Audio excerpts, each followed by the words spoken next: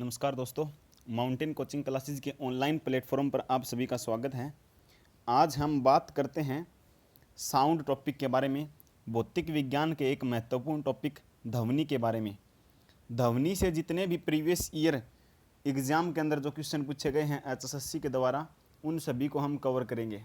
सबसे पहला क्वेश्चन पूछा गया है, निम्नलिखित में से कौन सा वैद्युत चुंबकीय स्पेक्ट्रम त्वचा के जलने, सांवला पड़ने और कैंसर आदि के लिए जो है ना प्रमुख कारण होता है।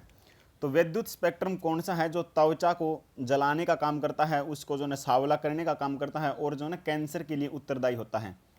तो हमें पता है कौन होती हैं, अल्ट्रावायलेट होती हैं। ठीक है, हमें इतना तो पता है यूवी रेज होती हैं। कौन सी होती हैं? यूवी रेज होती हैं। लेकिन जो यूवी रेज होती हैं वो 3 प्रकार की होती हैं। यूवी रेज कितने प्रकार की होती हैं? 3 प्रकार की होती हैं। यूवी ए होती है, बी होती है और यूवी सी होती है। तो इनमें से सबसे ज़्यादा खतरनाक होती है यूवी सी। सबसे ज़्यादा खतरनाक कौन सी होती है? यूवी सी होती है। उससे कम खतरनाक बी होती है और सबसे कम खतरनाक यूवी ए होती है। तो अगर इनमें सबसे खतरनाक पूछे तो कौन सी होती है? सबसे ज़्यादा हानिकारक पूछे तो कौन सी होती है? यूवी सी होती है। उससे कम बी होती है और सबसे कम कौन सी होती है? ए होती है। जो यूवी सी है ये पूर्ण रूप से जो है ना ओजोन के द्वारा जो है ना पूर्ण रूप से ओजोन परत के द्वारा जो है ना अवशोषित कर ली जाती हैं। जो अल्ट्रावायलेट सी हैं वो पूर्ण रूप से ओजोन परत के द्वारा जो है ना अवशोषित कर ली जाती हैं। ये जो है ना यूवी सी जो है ना वो पृथ्वी के ऊपर नहीं पहुंचती हैं। अब यूवी बी जो है ना वो कुछ मात्रा में जो है ना अधिकांश रूप से तो जो है ना ओजोन के द्वारा अब्जॉर्ब कर ली जाती हैं, लेकिन कुछ मात्रा के अंदर जो है ना पृथ्वी पर पहुंचती हैं। और यही जो यूवी बी होती हैं वही किसका कारण होती हैं? त्वचा के जलने, सांवला पड़ने और जो है कैंसर आदि के लिए प्रमुख कारण होती हैं। तो देखो अल्ट्रावायलेट 3 प्रकार की, सबसे ज़्यादा खतरनाक यूवी सी होती है, सबसे कम खतरनाक यूवी ए होती है। यूवी सी जो है ना वो पूर्ण रूप से अब्जॉर्ब कर ली जाती है ओजोन के द्वारा, ओजोन परत के द्वारा पूर्ण रूप से अवशोषित कर ली जाती हैं। यूवी बी जो है ना उसके कारण त्वचा जलती है, उसके कारण त्वचा सांवलेपन होता है त्वचा के अंदर और उसी के कारण जो है स्किन कैंसर होता है। तो ये यूवी बी से हो गया। अब हमें पता है कि सूर्य के प्रकाश से शरीर के अंदर विटामिन डी बनती है। तो विटामिन डी जो है ना वो किसके कारण बनती है? तो वो बनती है यूवी ए के कारण। विटामिन डी बनाने का काम शरीर के अंदर कौन करता है? अल्ट्रावायलेट ए करती हैं। तो ये क्वेश्चन क्लियर होगा। तो हमारा इसका आंसर रहेगा अल्ट्रावायलेट बी, जो त्वचा के जलने, सांवले पड़ने और कैंसर आदि के लिए जो है ना प्रमुख कारण होती हैं। विटामिन डी के निर्माण में सहायक कौन सी होती हैं? अल्ट्रावायलेट ए होती हैं। सबसे ज़्यादा खतरनाक कौन सी होती हैं? तो अल्ट्रावायलेट सी होती हैं। दूसरा क्वेश्चन पूछा गया है, निम्नलिखित में से कौन सा एक यांत्रिक तरंग है? निम्नलिखित में से कौन सी एक जो है ना यांत्रिक तरंग, यांत्रिक को कहते हैं मैकेनिकल वेव्स। यांत्रिक तरंगे वो होती हैं, मैकेनिकल वेव्स वो होती हैं जिनको संचरण के लिए मतलब चलने के लिए माध्यम की आवश्यकता होती है। जिनको चलने के लिए किसकी आवश्यकता होती है? मीडियम की, माध्यम की आवश्यकता होती है, वो यांत्रिक तरंग होती हैं। तरंग 2 प्रकार की होती हैं, एक अयांत्रिक होती हैं और एक यांत्रिक होती हैं। अगर मैं यहाँ पर बात करता हूँ, तरंग जो है ना वो 2 प्रकार की होती हैं। एक कौन सी होती हैं? अयांत्रिक होती हैं, अयांत्रिक होती हैं। और दूसरी कौन सी होती हैं?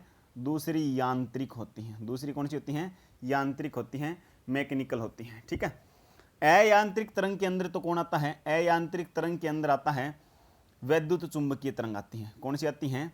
वैद्युत चुंबकीय तरंग, वैद्युत चुंबकीय तरंग आती हैं। और यांत्रिक के अंदर आता है ध्वनि तरंग।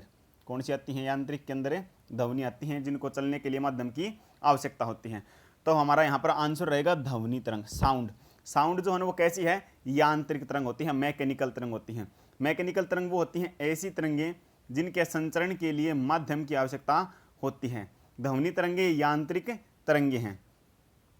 अगर हम अयांत्रिक की बात करें तो वे तरंगे जिनको चलने के लिए माध्यम की आवश्यकता नहीं होती।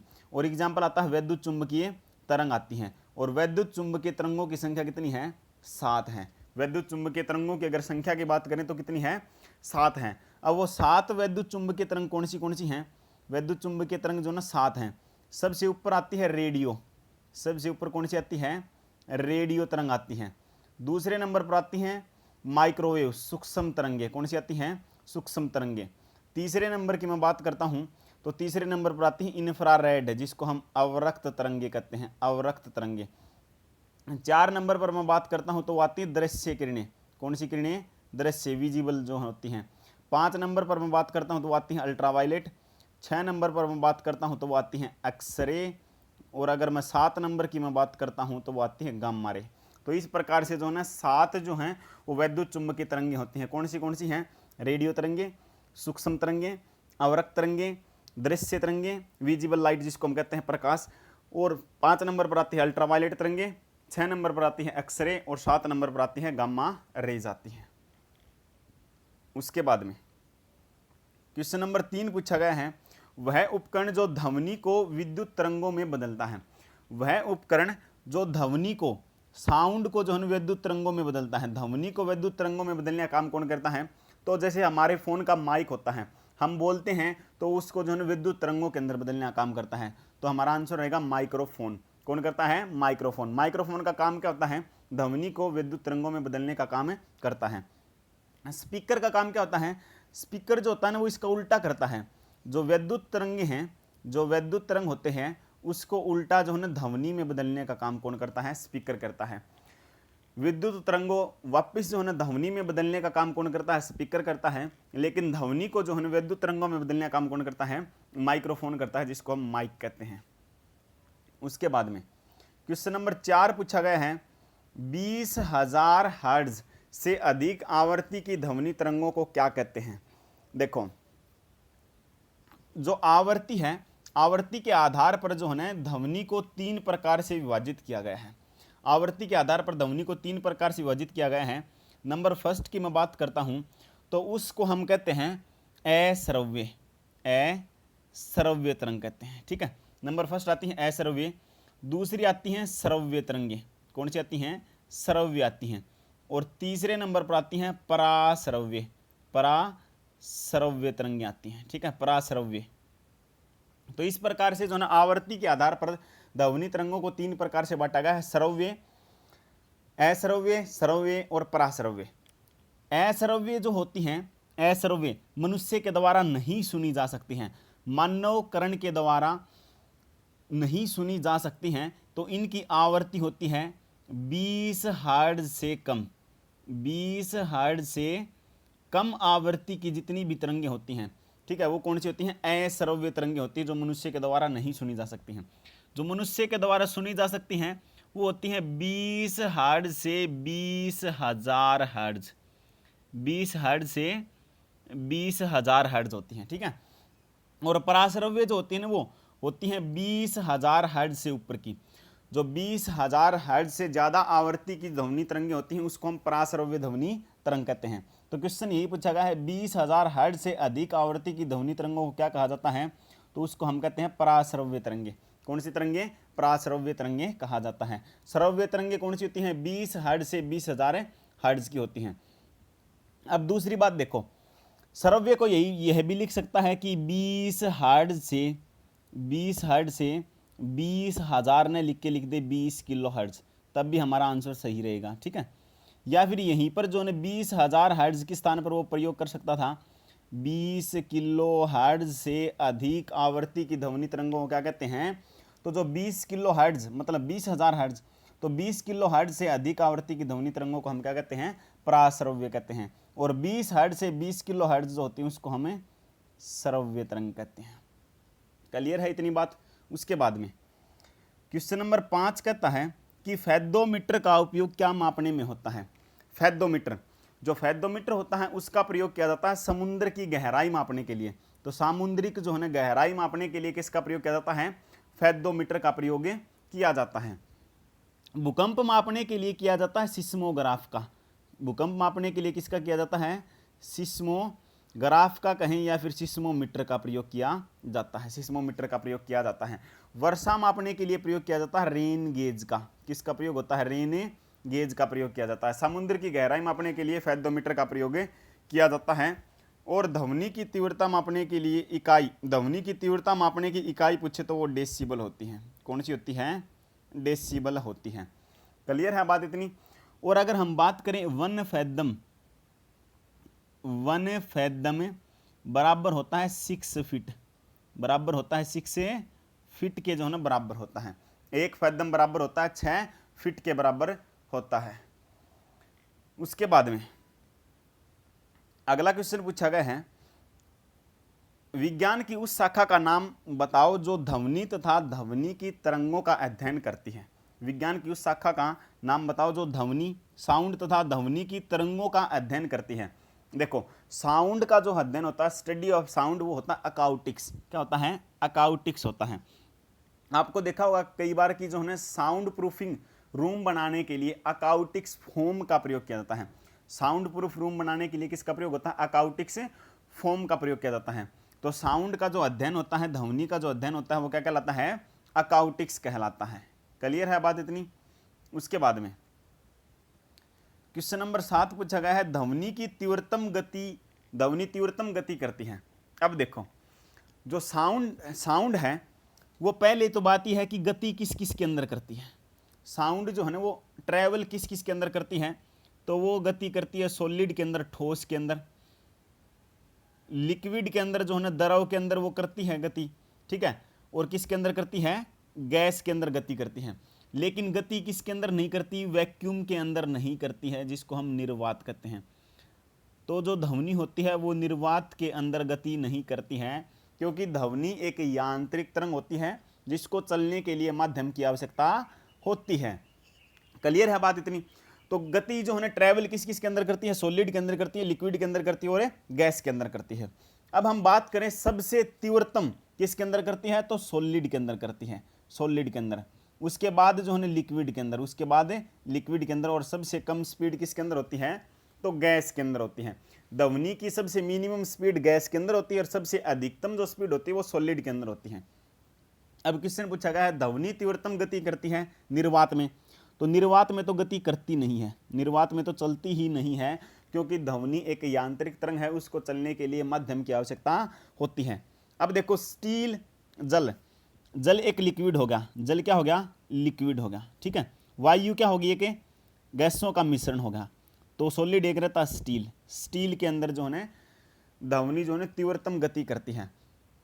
अब जो स्टील है, इस स्टील के अंदर जो है इसकी जो है ना वो स्पीड होती है 5941 मीटर पर सेकंड, 5941 मीटर पर सेकंड की जो है इसकी चाल होती है। स्टील की अगर हम बात करते हैं तो स्टील के अंदर जो है ना 5941 मीटर पर सेकंड की चाल होती है इसकी। उसके बाद में आगे हम बात करते हैं, ध्वनि की गति सर्वाधिक होती है। क्वेश्चन नंबर 8, ध्वनि की गति सर्वाधिक होती है। अब देखो ये ऑप्शन अलग अलग हैं, वहाँ पर जो है वो क्वेश्चन अलग था, यहाँ पर जो है ना ये पुलिस के एग्जाम में आया था, फीमेल का जो एग्जाम था उसके अंदर आया था। ध्वनि की गति जो है ना सर्वाधिक होती है वायु में, वायु में तो नहीं होती, क्योंकि वायु में तो मिनिमम होती है। पानी में लिक्विड हो गया, पानी के अंदर नहीं होती। निर्वात में चल नहीं सकती, तो कौन रहता है? लोहा रहता है। तो यहाँ पर हमारा आंसर रहेगा लोहे के अंदर। अब देखो हम बात करते हैं, अगर लोहा और स्टील आ जाए, अगर ऑप्शन के अंदर लोहा भी हो और यहीं पर एक ऑप्शन आ जाए स्टील, तो किसके अंदर सर्वाधिक होगी? स्टील के अंदर। क्लियर बात इतनी? अगर लोहा और स्टील दोनों ऑप्शन में आ जाए तो किसके अंदर ज़्यादा होती हैं? स्टील के अंदर होती हैं। स्टील से ज़्यादा होती है एल्यूमिनियम के अंदर। जो एल्यूमिनियम होता है इसके अंदर होती है 6420 मीटर पर सेकंड, एल्यूमिनियम के अंदर होती है 6420 मीटर पर सेकंड। लेकिन यहीं तक पूछता है, और ज़्यादा पूछे ना तो डायमंड के अंदर होती है। डायमंड जो होता है, हीरा जो होता है, उसके अंदर होती है 12000 मीटर पर सेकंड, 12000 मीटर पर सेकंड की होती है डायमंड के अंदर। और डायमंड से भी ज़्यादा होती है बेरिलियम के अंदर। किसके अंदर? बेरिलियम के अंदर 12890 मीटर पर सेकंड की होती है, 12890 मीटर पर सेकंड की होती है। तो इतना ज़्यादा नहीं पूछता है। अगर लोहा और स्टील दे तो स्टील के अंदर ज़्यादा होती हैं, एल्यूमिनियम हो तो सबसे ज़्यादा एल्यूमिनियम के अंदर 6420 मीटर पर सेकंड, उससे ज़्यादा डायमंड के अंदर 12000 मीटर पर सेकंड, और उससे ज़्यादा जो है बेरिलियम के अंदर होती है 12890 मीटर की होती हैं। और सबसे कम अगर पूछता है, अगर सबसे कम जो है ना चाल पूछता है तो वो कार्बन डाइऑक्साइड के अंदर होती है, और वो होती है 260 मीटर पर सेकंड होती है, 260 मीटर पर सेकंड होती हैं। तो सबसे कम ध्वनि की चाल पूछे तो कार्बन डाइऑक्साइड के अंदर होती है, 260 मीटर पर सेकंड होती हैं। अब देखो 3 क्वेश्चन इंपॉर्टेंट, हवा के अंदर ही, एयर के अंदर 0 डिग्री सेल्सियस पर जो ध्वनि की चाल होती है वो होती है 332 मीटर पर सेकंड, 332 मीटर पर सेकंड की होती है। ठीक है, अगर यहीं पर कह दे वायु के अंदर 20 डिग्री सेल्सियस पर है, तब हमारा आंसर रहेगा 343 मीटर पर सेकंड की होती है। और यहीं पर कह दे अगर जो है ना 25 डिग्री सेल्सियस पर, तो 25 डिग्री सेल्सियस पर होती है 346 मीटर पर सेकंड की जो है ना चाल होती है। क्योंकि ध्वनि जो है, ध्वनि तापमान अगर बढ़ेगा तो तापमान अगर बढ़ेगा तो ध्वनि भी बढ़ेगी, ध्वनि की जो ना स्पीड है वो भी बढ़ती है।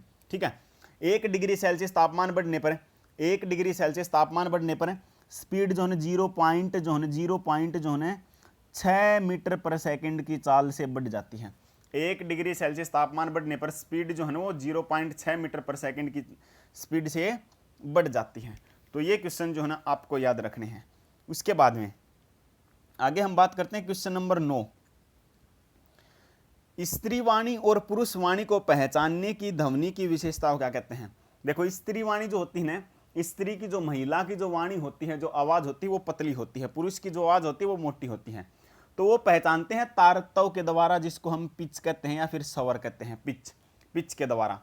अब देखो, ध्वनि जो है ना, साउंड आवाज जो है वो पतली है या मोटी है, ये कौन डिसाइड करता है, तो पिच डिसाइड करते हैं, जिसको तारतव कहते हैं, स्वर डिसाइड करता है, पिच। अब पिच किसके ऊपर डिपेंड करती है, पिच डिपेंड करती है किसके ऊपर डिपेंड करती है, फ्रीक्वेंसी के ऊपर, आवृत्ति के द्वारा, आवृत्ति।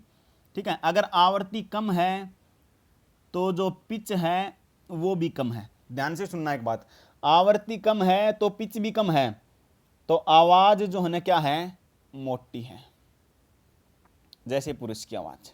क्लियर बात इतनी, आवृत्ति कम, फ्रीक्वेंसी कम होगी तो पिच कम होगी, और पिच कम होगी तो आवाजें मोटी होगी।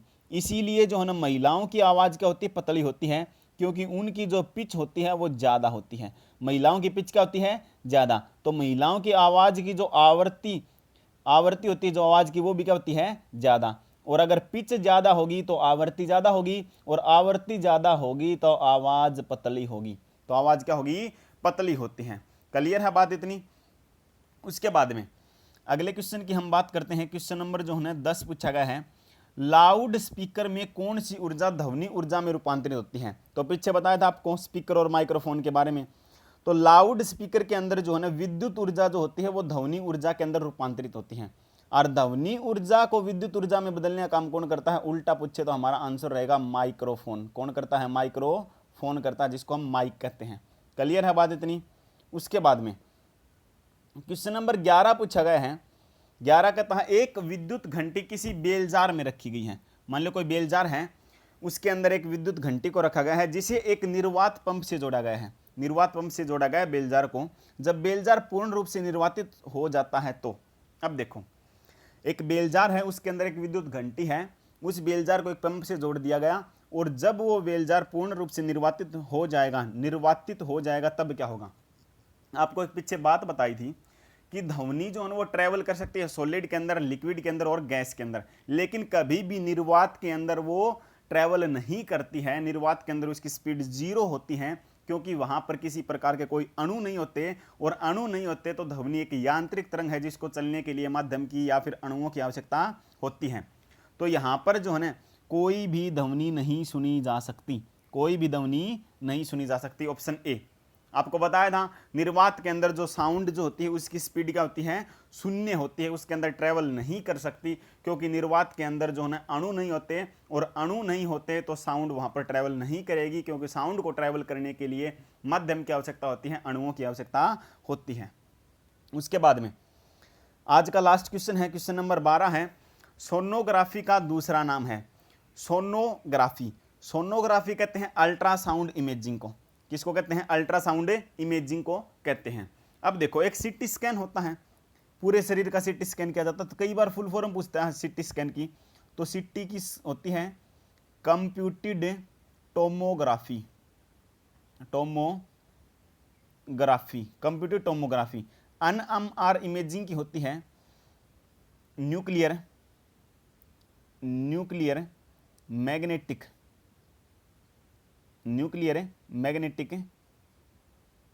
रेजोनेंस। ठीक है, तो NMR की फुल फॉर्म पूछे तो न्यूक्लियर मैग्नेटिक रेजोनेंस होती है। CT स्कैन की पूछे तो कंप्यूटेड टोमोग्राफी होती है। और सोनोग्राफी किसका दूसरा नाम होता है? अल्ट्रासाउंड इमेजिंग का जो है दूसरा नाम क्या होता है? सोनोग्राफी होता है। तो इस वीडियो के अंदर इतना ही। बाकी जो है और क्वेश्चन हैं इस चैप्टर के वो हम अगली वीडियो के अंदर जो है कवर करेंगे। तो ये जो क्वेश्चन हैं वो HSSC के द्वारा प्रीवियस ईयर एग्जाम में पूछे गए हैं। अगर वीडियो अच्छी लगे तो लाइक करें, शेयर करें और चैनल को सब्सक्राइब करें। धन्यवाद।